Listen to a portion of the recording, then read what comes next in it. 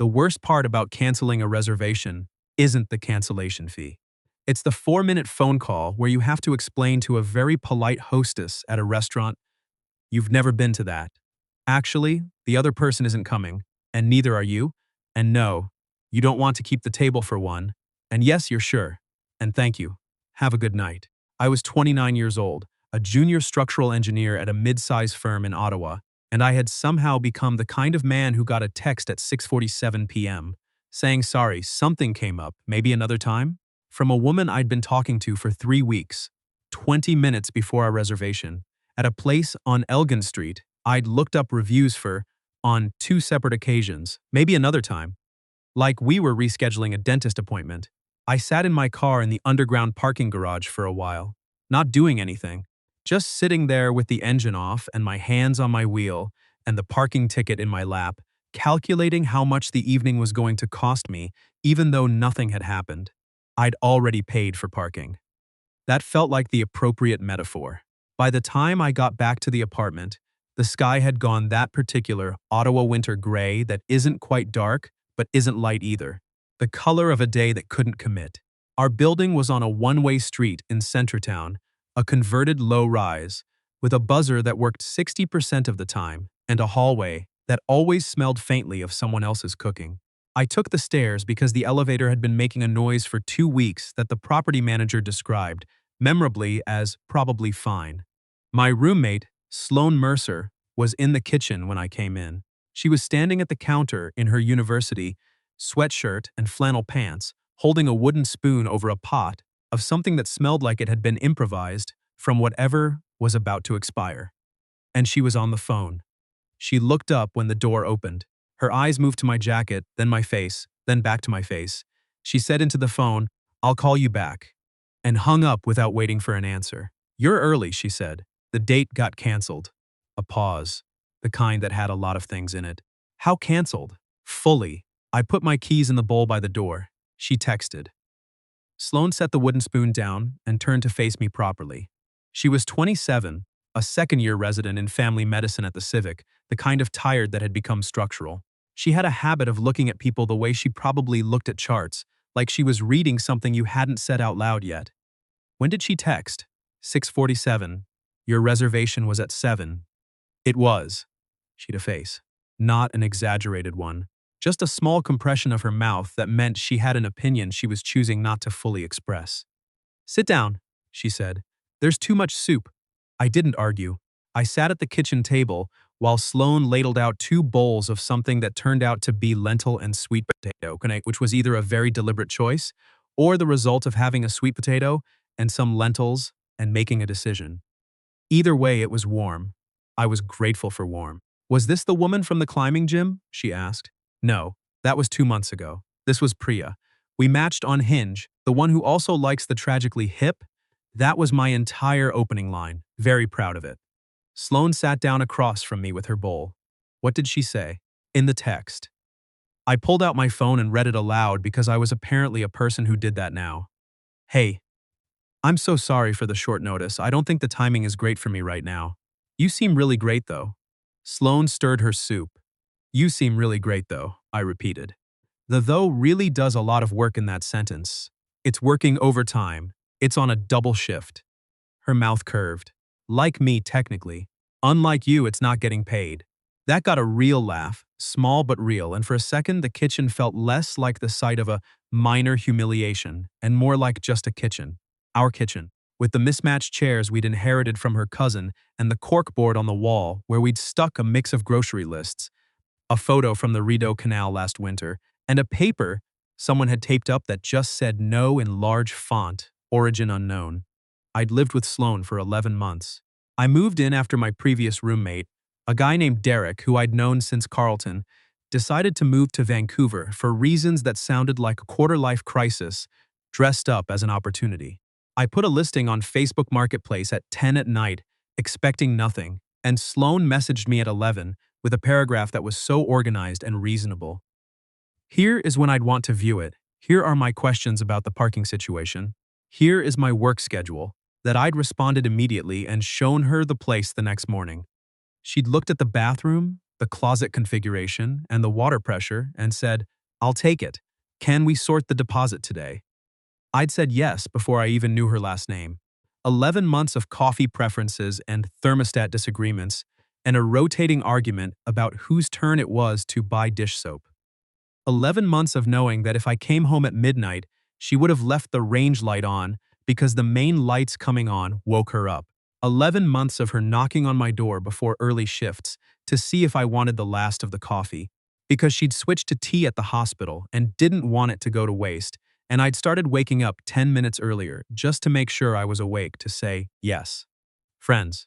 Good friends.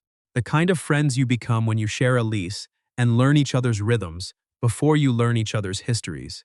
That was the word I used when my brain started doing something I hadn't given it permission to do.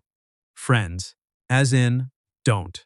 As in, the rent situation is the only stable thing in your life right now, and you are not going to complicate it because she laughs at your jokes and gets your references and has, on 2 separate occasions, brought you Advil and a glass of water without being asked when you had a bad week.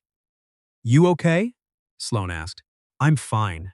It's a first date that didn't happen. It's not a tragedy. It doesn't have to be a tragedy to be allowed to be disappointing." I looked at my soup. There was a particular chip in the edge of the bowl, a small notch near the rim, that I'd memorized over 11 months of meals at this table. I didn't know why I knew that. I just did. "I think I was more excited about being ready," I said, "than I was about her specifically." Sloan didn't say anything for a second. She had a way of doing that, not rushing to fill silence, which was rarer than it should have been, and, honestly, one of the things that made her very good at her job and occasionally difficult to have a conversation with, because you couldn't tell if she was still thinking or had finished thinking and was waiting for you. "Ready how?" "Like." I moved the spoon around. It's been almost a year since things ended with Amy, and for most of that I just wasn't in it. Every time I went on a date, it felt like I was doing an impression of a person who wanted to be there. But lately I thought maybe that was over. Maybe I was actually back. And then Priya texted at 6:47, so I spread my hands. "The investigation continues." Sloan smiled at the table. Then she looked up. "For what it's worth," she said, "I think you're back. I've thought that for a while." I didn't know what to do with that, so I ate my soup. We cleaned up together the way we always did, which meant I washed and she dried, because she said I left water spots on the glasses, which was true, and she stacked everything in the wrong order, which I'd stopped mentioning. The kitchen radio played something folky and low. The window above the sink had frost at the corners. February in Ottawa, doing what February in Ottawa does. "I had a thought," Sloan said, handing me the last bowl. "Is it about dish soap? Because I genuinely think it's your turn. It's not about dish soap." She turned and leaned back against the counter, arms crossed, looking at me with an expression I couldn't immediately classify. "Since the date didn't happen, and since it's a Wednesday, and we both have tomorrow off, I have a bottle of that Niagara Red that's been on the counter for 3 weeks. You said you were saving that. I'm unsaving it." She tilted her head. "We could call it a salvage operation." I looked at her. She looked back at me. The overhead light was doing something to her expression that I couldn't read, and I was usually okay at reading her. "Sure," I said. She smiled. "Good.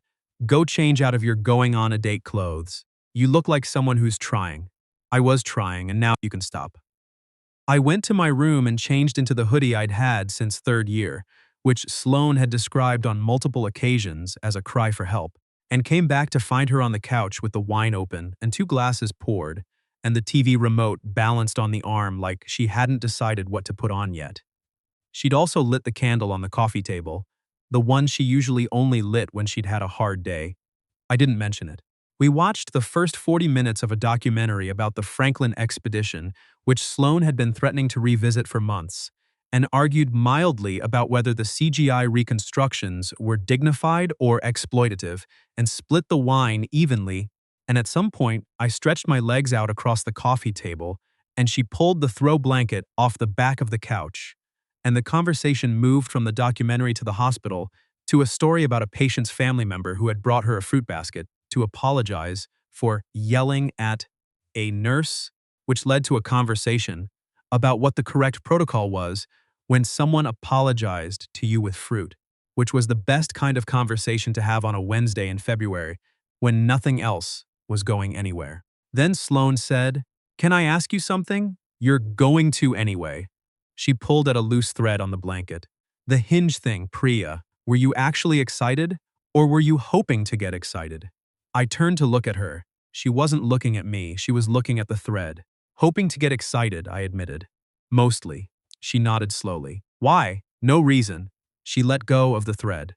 "Just wondering." That sentence had something in it I couldn't identify. A weight, like she'd put it down quickly and stepped back from it. "Sloane." That was a weird way to say no reason.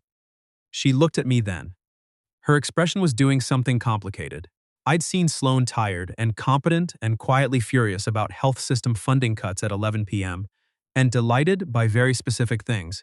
First snowfalls, the bread from that bakery on Bank Street, vintage hockey cards, which was an interest she'd revealed 3 months in, and which I'd found completely unexpected and immediately endearing. I had not seen her look like she was standing at the edge of something and doing the math. "I was jealous," she said. Flat and simple. Like she'd decided to just put it on the table. I didn't say anything because I wasn't sure I'd heard it correctly. My brain did a small rewind and play. "Of Priya?" I asked. Sloane exhaled through her nose. "I know how that sounds." "How does it sound?" "Like something I probably shouldn't have said." She reached for her wine glass even though it was empty. "Forget it. Ignore me. I'm not ignoring you." "No, that was my name. Noah Callahan." She said it the way she always did when I was being difficult, which was basically the same as the way she said it every other time, except the weight distribution changed slightly. "I've had wine on a Wednesday. Just let me." "You've had 1.5 glasses. I'm a lightweight, I'm in medicine, I haven't slept properly since January. It adds up, Sloane." She put the glass down, looked at her hands. "You got ready," she said, "and you put on the blue shirt, which, for the record, does something to your shoulders." "My shoulders." "Don't interrupt." "And you put on the blue shirt, and you were nervous in the way you get nervous, where you make more jokes than usual. And you left. And I told myself it was normal to want you to have a good time." A pause. "And then I spent an hour being very irritated that she was probably having a good time with you. The wine, the candle, the documentary, the too much soup." "She canceled," I said slowly. "I know. I know that." Sloane turned to look at me directly. Her eyes were steady, even if the rest of her wasn't quite. "And when you came home I was relieved, which I'm aware is not a good look." The apartment was very quiet. Outside, a car went by on the one-way street. The candle moved. "How long?" I asked. She blinked. "How long have you been?" "I don't know, a while." She pressed her lips together. "It kind of arrived gradually and then all at once, which is the most annoying way for things to arrive." I turned to face her fully, which meant shifting on the couch and probably knocking the remote somewhere. But I didn't look away from her to check. "Why didn't you say anything?" "Because you live here." She said it like it was obvious. "Because we have a lease and one parking spot and a very precise system for whose groceries are who's in the fridge. And I didn't want to be the person who made things weird, and then you'd have to figure out how to move out politely. Or I'd have to. And," she stopped. "I was protecting the apartment, and you and me." She tucked her feet up under her. "Mostly the apartment." I laughed. I couldn't help it. She pressed her mouth flat to keep from smiling and failed. "This is still potentially going to be very awkward," she said. "I know. We have 8 months left on the lease." "I know that too. And we share a bathroom, Sloane." I shifted closer. Not all the way. Close enough that I had to stop avoiding her eyes. "I noticed things about you." She went still. "I noticed that you take the stairs now because of the elevator noise. Even though you're usually not bothered by things like that, which means you're more tired than you're saying. I notice that you keep the good coffee for the mornings after your roughest shifts. I notice that when you're happy, you hum one specific song and you don't know you're doing it, and I've never told you what song it is because I didn't want you to stop." I let out a breath. "I notice that you read the end of books first when you're stressed, and then pretend you didn't. I notice that when I make a joke that actually lands, you look at me for a second before you laugh. Like you're, don't say it, deciding whether to admit it's funny." She covered her face with one hand. "Oh, this is terrible." "It's not terrible. I've been so normal." She dropped her hand. "I've been completely normal about all of this." You've been impressively normal. And you've just been, she gestured at me, noticing things. I've been noticing things for probably 6 months, I said, give or take. Her hands stilled in the air. I kept not doing anything about it, I said, because you seemed settled here and comfortable, and I thought if I said something and it went badly, you'd have to find a new place on a residence salary in Ottawa in winter, and I wasn't going to do that to you. Sloane stared at me for a moment. Then she said, I was doing the same calculation. I know. We're both idiots. Yes. I held her gaze. Extremely considerate idiots. She laughed at that, surprised and a little helpless, and when the laugh faded, she was looking at me differently. The way she'd been not looking at me for months, I realized. The thing I'd caught in peripheral vision and convinced myself I was misreading. I don't want this to be a pity call, she said quietly, because your date canceled. It's not. You should think about it. Properly. I've been thinking about it for 6 months. I'm done thinking about it. Her chin lifted slightly. No, Sloane. A beat then. Can I revise something I said earlier? The apartment protection thing? That's still accurate. She turned toward me slightly. I said I was jealous of Priya. What I meant was, she paused, choosing. I wanted to be the person you were putting on the blue shirt for. The candle was doing its thing on the coffee table. The documentary was still technically playing, muted now, men in parkas standing on ice. I reached over and tucked back the piece of hair that had been falling across her face since we sat down. My thumb rested near her cheekbone. Her eyes stayed open. For the record, I said, I would have put on a better shirt. She laughed again, softer, and then the laugh faded into something that wasn't laughing anymore, and she looked at my mouth, and I looked at hers, and the space between us got smaller without either of us making a decision I could name. This changes the apartment, she said. I know. If it goes wrong, I know. Does that? No, she said. I just needed to say it out loud. Okay, she exhaled. Hi. She kissed me first. Barely, the lightest possible pressure, more question than statement. I stayed still for half a second, because some part of my brain was still catching up to the version of the evening that was actually happening. Then I kissed her back. It was not a dramatic kiss. No soundtrack, no wind, no cinematic tilting. The documentary was playing silently behind us, and at some point my elbow knocked the remote off the couch, and neither of us stopped. When we pulled apart, she stayed close. I've thought about that a surprising number of times, she said. Yeah? Standing right there at the counter while you do dishes. Specifically, You never said anything. I was protecting the parking spot. I pressed my forehead to hers. She made a small sound that might have been a laugh or might have been relief. Possibly both. We stayed on the couch for another hour, talked more than we kissed. Mostly the way you do when the person across from you has been your roommate, long enough to have context for every sentence. She told me she'd noticed the coffee thing. I told her about the song. She covered her face again and said, "Oh no, don't tell me the song." And I said I absolutely was never telling her the song. And she said that was worse. And I said I knew. At some point, she asked what would have happened if Priya hadn't canceled. I took a moment with that one. Honestly, I'd have had a fine time and come home and told you about it, and used you as a sounding board while pretending that's the most I wanted from you. I looked at her, which I've been doing for months. She was quiet for a beat. I know. I was your sounding board for the Hinge thing, and I hated it, and I was very supportive anyway. That's very professional of you. I'm a professional. You're excellent. She smiled at the wall. Then, more carefully, you're not just here because it's convenient. It wasn't a question exactly, but it needed an answer. When Aimee and I ended, I said, I spent a long time being careful, not letting things matter too much, keeping exits available. I looked down at her hand near mine on the cushion. And somewhere in the last 11 months, I stopped doing that, and I didn't even notice, because it didn't feel like risk. It just felt like coming home. Sloane put her hand over mine. I don't come home like this with other people, I said. I don't do any of this with other people. I didn't realize it for a long time because it was so normal, she said. Exactly.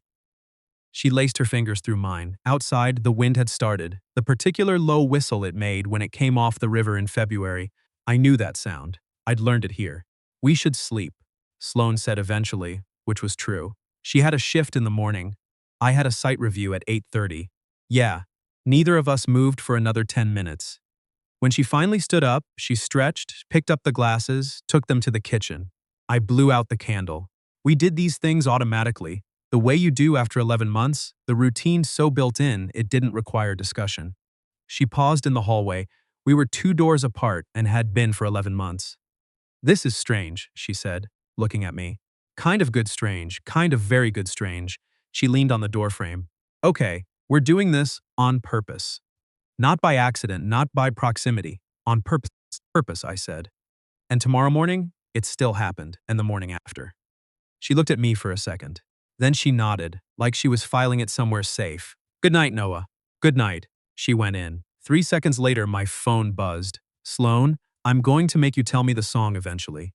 I stood in the dark hallway for longer than was necessary. Me, absolutely not. Sloan, we'll see.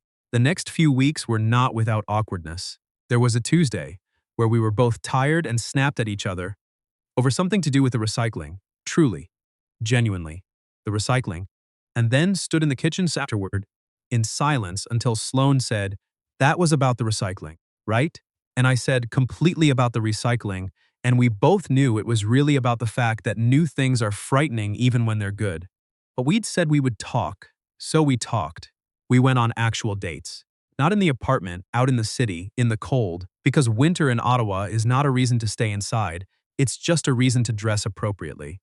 A Lebanese place on Somerset, the War Museum on a slow Sunday, a hockey game where Sloan spent the first period explaining to me which of my opinions about the Sens were wrong, which took most of the period. We came home with hands linked on the OC Transpo platform, and she fell asleep against my shoulder on the bus and didn't even pretend she hadn't. I learned things I hadn't known. She was terrified of driving on the 417 in freezing rain and had a whole system for avoiding it. She collected the hockey cards not to sell them, but because her grandfather had given her his collection, and she'd never wanted to stop. When something made her genuinely happy, not politely happy, genuinely, she didn't say anything, she just went still for a second first. It's like she was making sure it was real. I tried to make her do that as often as I could. In April, our lease renewal came in the mail. Sloan found it on the counter when she came off a night shift, still in her coat, hair pulled back, with the specific expression of someone who has been awake for longer than was reasonable. She held it up. This arrived, she said. I saw. She set it on the table and looked at it for a moment. I sat across from her with my coffee and waited. Not nervously, carefully. Like she wanted the actual answer. Do you want to? She looked up. I asked first. I want to, I said. As your roommate. A pause. As considerably more than your roommate. She picked up the pen off the table. Considerably more than my roommate. She tried it out. That's a title that fits exactly one person. I know. She looked at the page for a second more. Then she signed. I signed beside her name. Our signatures next to each other, on the line, the way our shoes were next to each other at the door, the way our mugs were next to each other in the cabinet, the way things arrange themselves when you stop pretending they aren't already there. Sloan looked at what we'd done. She was trying not to smile too much about a lease renewal because she was a practical person, but she wasn't entirely succeeding. I have to sleep, she said. Go sleep. She stood up, came around the table, and kissed me once, unhurried, the kind of kiss that didn't need anywhere to be. Then she picked up her bag and went down the hall. That evening I made dinner, and she woke up in time to eat it. We sat at the table with the mismatched chairs and the cork board with the photo from the canal. The frost was gone from the window, finally, and the light came in longer now, in the way April allowed. She was telling me something about a patient. Something small and funny, nothing identifying, just a moment from that she wanted to put somewhere. And I was watching her talk, and I thought, there it is. That's still second, before the smile fully arrived. I think about the walk from the parking garage now, sometimes. The way the evening had seemed like such a specific kind of failure. $47 in parking, and a reservation I'd never used, and a text with a though in it doing all the heavy lifting. Funny, what a door looks like when it's closing. Funnier still, what you notice when the noise finally stops.